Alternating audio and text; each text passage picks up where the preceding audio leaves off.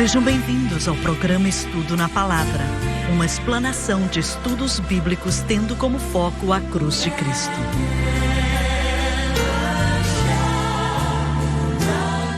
Bem-vindo hoje ao Estudo na Palavra. Eu sou o evangelista Jimmy Swaggart, com Lauren Lawson, Dr. Don Paul Gray e com o David Borg, com o John Rosenstern e com você. Estamos felizes de estar com você hoje para estudarmos a Palavra de Deus. Como a maioria aqui já sabe, estamos estudando Daniel, que deu à igreja o maior conteúdo profético e declarações sobre os últimos dias. Tudo sobre o futuro é profético, mas a profecia de Daniel vai até o anticristo e, na realidade, fala do futuro eterno também. Então, é até difícil descrever, mas é fenomenal. Eu espero que estejamos conseguindo explicar pelo menos algo a respeito disso. E oro para que você também esteja aproveitando o estudo como nós estamos. Lauren, versículo 20 do capítulo 9 de Daniel. Estava eu ainda falando e orando, e confessando o meu pecado e o pecado do meu povo Israel. Só um instante, por favor. Note que ele disse, confessando o meu pecado e o pecado do meu povo Israel. O que Daniel tinha feito que ele precisava confessar? Bem, nós não sabemos. Mas eu quero falar disso por um instante em relação à antiga aliança. E, na época, eles não tinham o poderoso Espírito Santo para ajudá-los como nós temos hoje. Não vou dizer que o Espírito Santo não ajudava de forma alguma, não vou exagerar.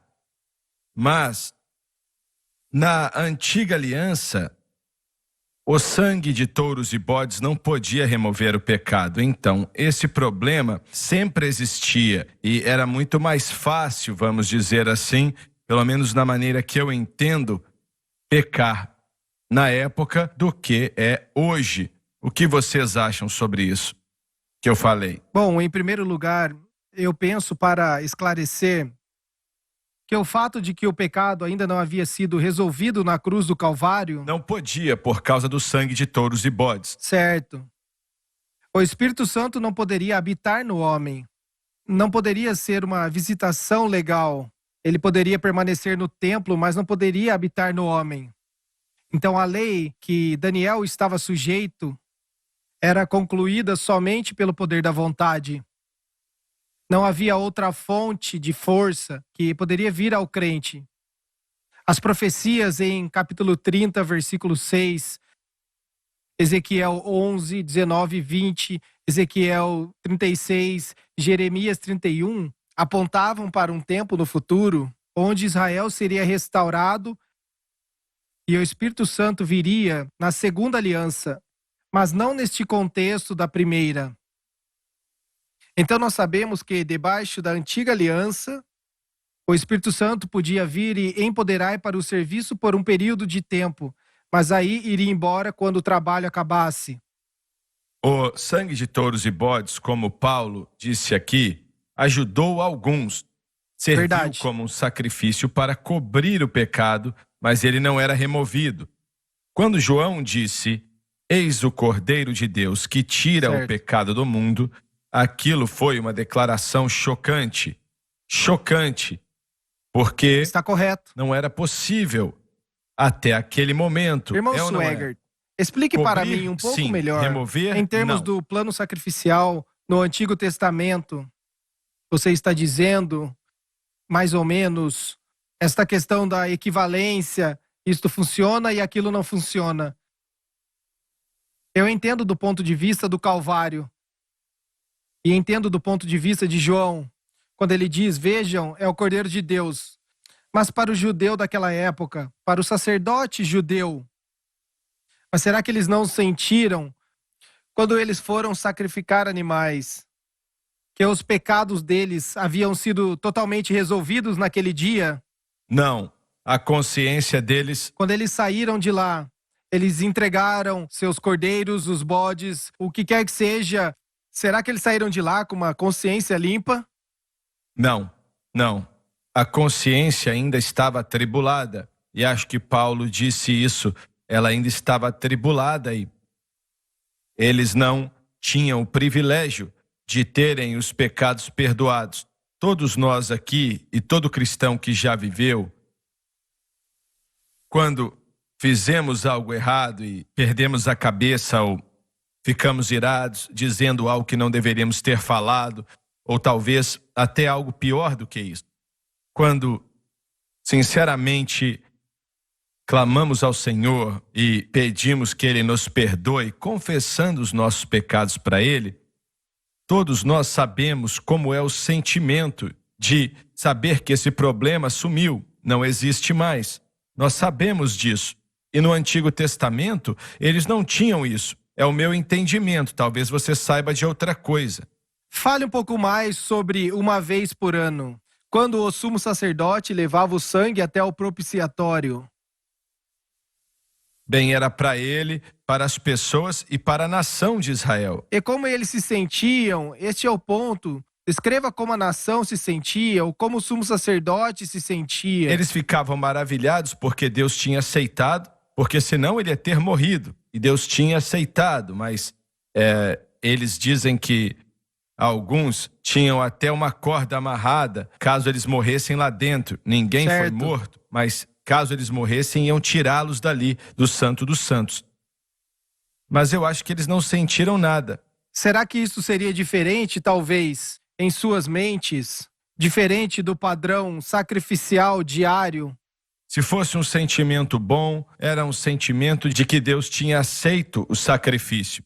Na minha mente, eu sempre pensei, e eu estou tentando lembrar de alguma escritura, mas naquele dia, no dia da expiação, quando o sumo sacerdote entrava e derramava o sangue no propiciatório, e quando ele saía, e é claro que a sua vida foi poupada, e o sacrifício foi aceito. As pessoas e as multidões, talvez milhares, nós não sabemos ao certo, eles louvavam e davam gritos de glórias.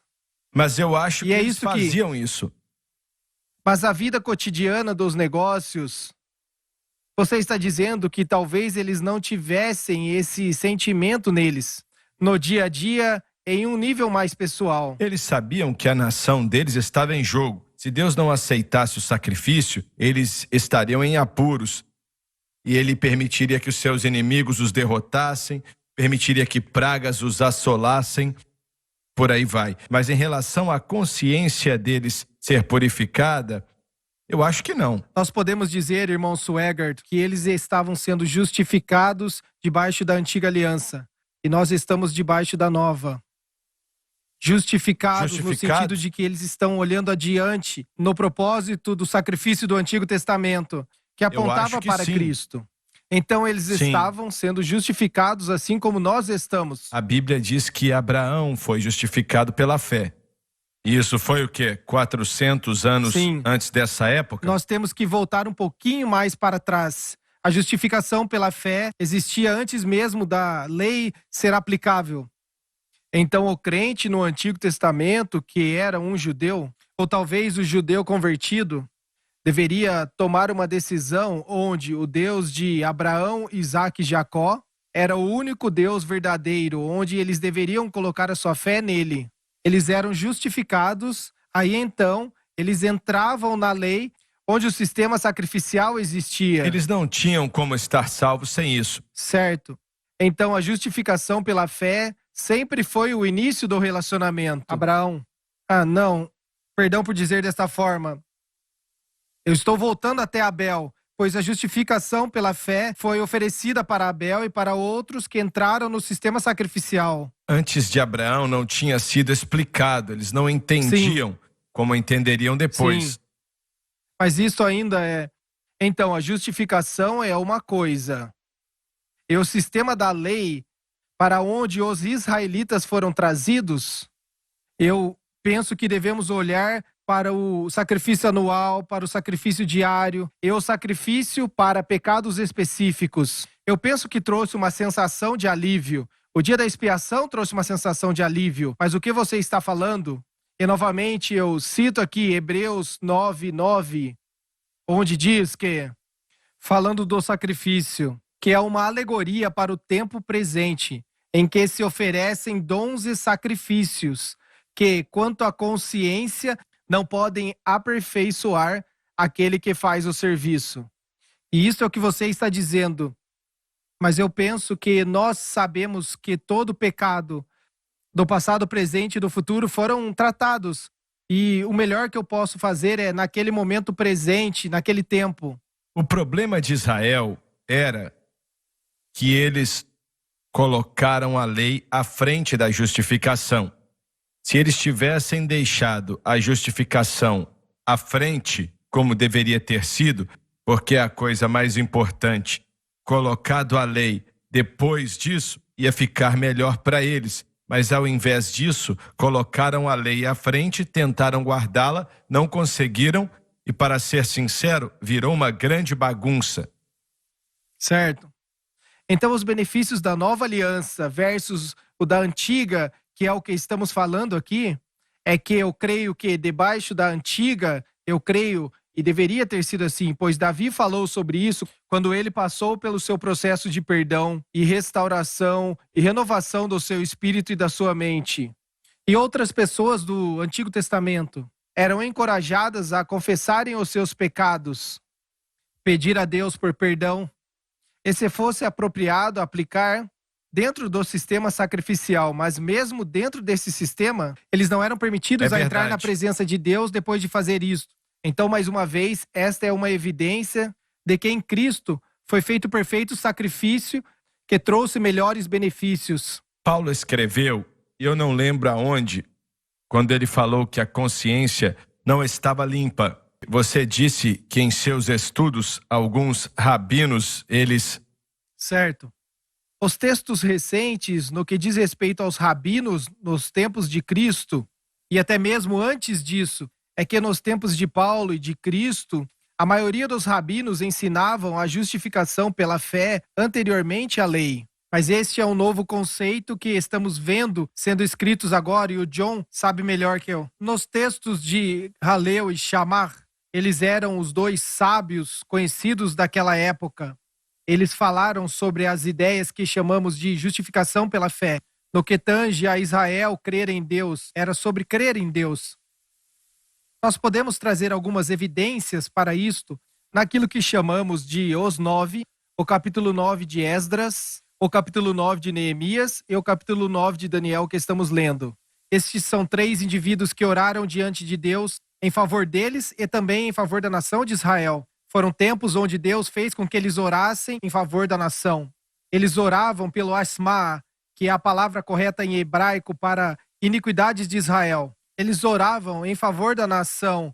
Naquela palavra Asma, no hebraico, é a ideia do sacrifício. Significa ações erradas, mas tem mais uma indicação de sacrifício. Israel não estava vendo o sacrifício corretamente. E quando você não vê o sacrifício corretamente, você acaba movendo o objeto da sua fé. Isso é o que eu penso que era o maior desafio de Israel, principalmente no Reino do Norte. Naquele lugar nós vimos desde o começo, quando o reino se dividiu com Jeroboão e Roboão.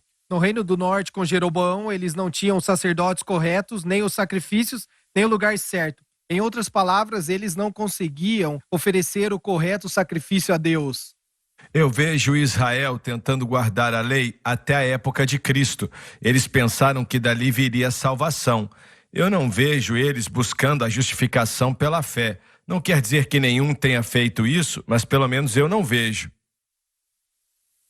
Quando você estuda os evangelhos, você não vê Cristo comandando os saduceus e os fariseus a viverem uma vida pela fé. Ele foi bem duro com eles. Verdade. Foi bem duro com eles. Algumas obras recentes de Frank Tillman e Donald e Gordon Fee e outros indicam que há um grande número de rabinos que ensinavam a justificação pela fé.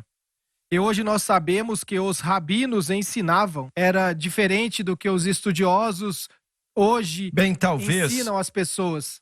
1 ou 2 rabinos tenham feito isso. Sempre existem alguns. Sim, eles dizem que era a maioria. Estes homens em particular. E eu não vejo isso nas escrituras. Mas a influência deles, obviamente, poderia ter sido bem menor. pois isso volta até o problema que eu estava estudando. O que Paulo sabia sobre a lei, o que ele entendia, quais eram os seus pensamentos. Eu creio que o entendimento de Paulo da lei era maior do que o de qualquer outra pessoa em Israel. Certo, correto. E é isto que eles diziam nestes ensinos, que Paulo teria este ensino de forma correta. Mas se isso era levado para a vida cotidiana, este é outro tema. Os judeus enxergavam a vinda do Messias, e o exemplo pode ser João 1,45. Filipe achou Natanael e disse-lhe: havemos achado aquele de quem Moisés escreveu na lei e os profetas, Jesus de Nazaré, filho de José. Eles estavam esperando a chegada do Messias. Os líderes judeus, no entanto, infelizmente, eles mesmos, no tempo de Cristo, havia tanta tradição misturada com a lei. Verdade. E a lei não parecia mais ser o que era. É verdade. E podemos ver que Jesus se refere a isso, que pelas tradições dos homens. Ele não mencionou isto como estar seguindo a lei de Deus. Ele mencionou a isto, pois eles alegavam que era lei, mas era tradição. Ele não se submetia a viver as tradições, pois isso era torcer a lei. E a ênfase nas tradições para os fariseus era do que a pessoa fazia diariamente. Então as ênfases nos mandamentos ou nos mitvas era mais importante, não somente a ênfase no sacrifício. Enquanto os saduceus estavam mais interessados no templo e, em particular, na troca de dinheiro. Eu sei que muitos judeus ficam bravos comigo por dizer isso, mas a performance do sacrifício era mais importante do que o sacrifício. No tempo de Cristo, a Arca da Aliança não estava atrás das cortinas. Os símbolos sagrados não estavam lá. A única vez que vemos o templo apresentando os símbolos sagrados foi quando Jesus apresentou-se a si mesmo lá. Além disso, era apenas uma figura. Eles não tinham utensílios para cumprir a lei. Então a lei não poderia ser satisfeita até que Cristo fosse morto. Então o dia da expiação era um ato fútil. Não havia aliança. A antiga aliança havia sido quebrada. Podemos dizer que ela havia sido lançada fora por 400 anos de silêncio. E há evidências de que a aliança foi quebrada. Os profetas eram chamados de executores da aliança. E quando Deus parou de enviar profetas, é porque não havia aliança para executar. A nova aliança estava vindo, e foi isso que estava vindo. Nós vamos ler em alguns versículos, mas Daniel disse que este lugar seria Jesus, e também disse que este lugar ficaria desolado. Exatamente isso, pois houve a rejeição, e a palavra que eu estava procurando não era iniquidade, mas transgressão. Transgressão é a ideia, tem mais a ver com sacrifício, sobre as ações erradas. A Bíblia diz: enquanto eu estava orando e confessando os meus pecados e do meu povo Israel e etc. É a mesma coisa que João falou: se confessarmos os nossos pecados, ele é fiel e justo para perdoar os nossos pecados e nos purificar de toda injustiça. Agora, esse povo da graça, ou da graça falsa, na verdade, eles e a palavra rema se encaixam na mesma categoria. Elas são muito similares. Uma deu luz à outra. Salmos, e eu quero usar os Salmos 32. Eu vou olhar para isso em alguns momentos. Mas lá nós vemos a exortação do Antigo Testamento para a necessidade da confissão do pecado. Eu não acho que a palavra rema e esse povo da graça, não dá nem para dizer isso, porque na verdade não é graça. Eu acho que eles não acreditam em confessar os seus pecados. Agora, Correto. Você estudou o negócio da palavra rema bem mais do que eu. Será que eu estou exagerando em minha declaração ou não? Novamente, eu não sei se todos que estão no movimento da palavra rema estão, mas no movimento da graça. O ensino é bem claro quanto a 1 João 1:9. A palavra rema, para os crentes. o da graça, sim. Graça, revolução da graça. Mas todos os proponentes da revolução da graça que eu conheço e que eu já ouvi ou assisti ou já li algo, nasceram da palavra rema, vieram do ensinamento da palavra rema. Então eu não sei qual é a conexão, mas é a revolução da graça que ensina que somos santificados para sempre, uma vez salvos. Então, se reconhecemos as ações pecaminosas, nós não estamos tendo fé na justificação pela salvação. Olha, se você remover a confissão de pecados, então a pessoa não tem como ter o peso removido. É isso mesmo. E então isso praticamente é um suicídio espiritual. Claro. E eu conheci um homem, eu já contei isto antes, eu estava na região de Chicago pregando e eu lidei com isso foi há uns 3 ou 4 anos atrás. Houve um senhor na congregação que escutou ao culto e quando acabou ele veio até a mim e disse: sabe, eu sou muito grato que você trouxe este assunto e falou sobre essa questão de confessarmos os nossos pecados para os cristãos. Eu estava escutando estes outros ministros e eu não queria confessar os meus pecados. Mas a única vez que eu senti um alívio foi quando eu desobedeci o que eles falaram e falei ao Senhor que eu havia errado. E eu fiquei confuso com isso, mas agora eu entendo. Essa pessoa não tinha alívio. E estávamos falando mais cedo no programa sobre a consciência ser liberta do pecado que tínhamos cometido. A confissão é mais para nós do que para o Senhor. É uma forma Com de certeza, terminarmos. com certeza. Então nós estamos apenas concordando com Deus da forma que Ele vê, reconhecendo a nossa responsabilidade e indo além daquele evento. Então o que acontece com o pecado que não é confessado? Que nunca é confessado. Não que a pessoa demora para confessar e por aí vai, mas que nunca é confessado. Como é que fica esse pecado? O pecado que nós conhecemos, irmão Swagger, ou... Não, o pecado que eles sabem conhecem. dele, que eles conhecem. Isso importa? Se você crê que uma vez salvo, sempre salvo? Essa é uma boa pergunta. Veja, o calvinismo e a predestinação, uma vez salvos, sempre salvos, estrutura a nossa fé na obra consumada, naquele ato inicial. Então, lidar com os pecados futuros. Cristãos, em sua confissão de pecados, não podem ter uma consciência limpa se pecaram e não confessaram. É isso. Eles não têm como ter uma consciência aliviada. Em segundo lugar, o pecado ainda está ali. Não é mesmo? Com a não certeza. ser que seja confessado É o que nós ensinamos. apropriadamente. Ele então ainda continua ali. Sim. Ele não some.